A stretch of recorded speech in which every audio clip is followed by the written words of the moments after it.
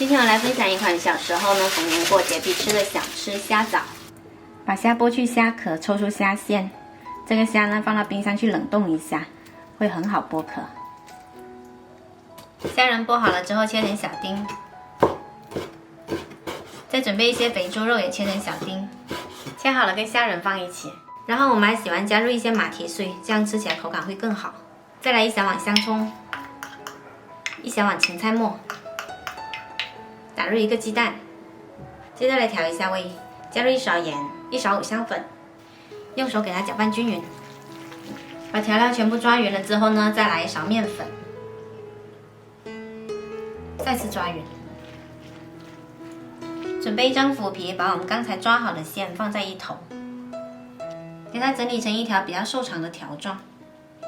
然后在一头呢刷上一些鸡蛋液，增加粘性，再给它卷起来。卷1圈就好啦，把多余的腐皮呢给它切去，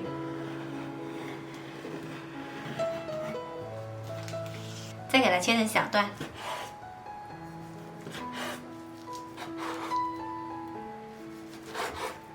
油温2、3层热的时候放下去炸，调小火哦。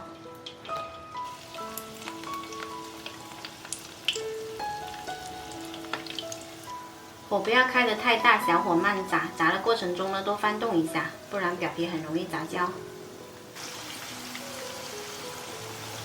给它炸到2面金黄就熟的啦。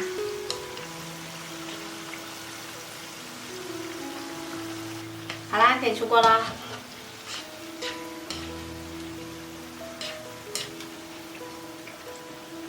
这款虾枣吃起来外皮酥脆，里面 Q 爽油润。